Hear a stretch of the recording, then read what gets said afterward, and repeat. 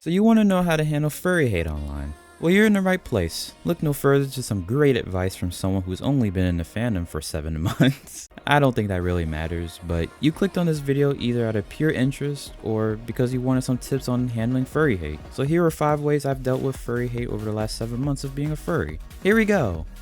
Also, shout out to this person for the video suggestion.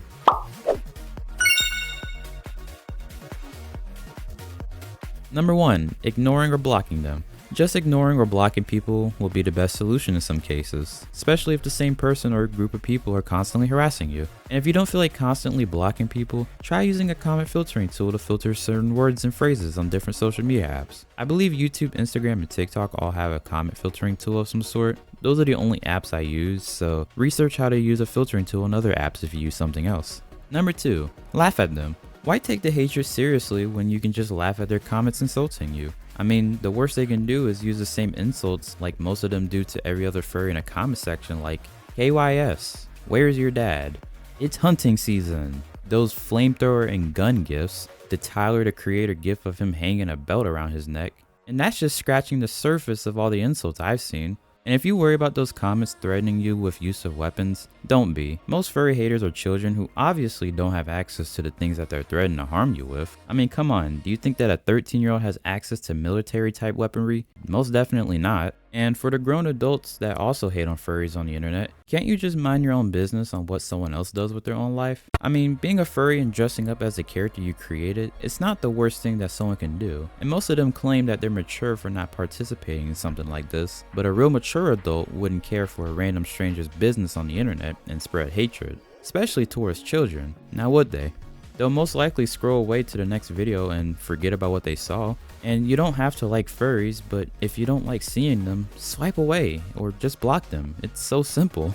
Number 3. Rage baiting them. Nothing but messing with someone who absolutely despises you so much that it gets them to crash out. What I mean by this is whenever you come across a furry hater and they start something like insulting you or I guess making fun of you, try to mess with them a little bit. Be weird. Give them a reason to not want to interact with furries anymore. Of course, do this at your own risk. It might not work 100% of the time, and you might be on one of those cringe furry compilations or be ratioed in a comment section, but it's just a little bit fun to do. So if you want to try this one, feel free to experiment with it. Have fun.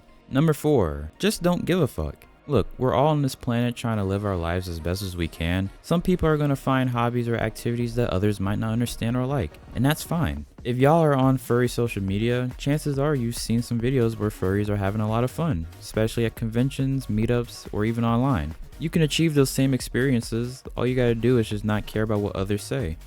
Unless what you're doing is harming someone or something, then please listen to their criticism and get help. Pedophiles and zoophiles. Other than that, live your life to the best you can. Number 5. Making some friends that support you. So this one might be difficult because of course not everyone's going to want to be your friend, want to accept furries, or even tolerate them. But making and having friends that are supportive of your interests and hobbies is one of the best ways that can help suppress the negative criticism that comes with being a furry. There are many ways to make friends in the fandom, online like Discord and social media apps, or in real life like at furry conventions or meetups, whatever you're comfortable with.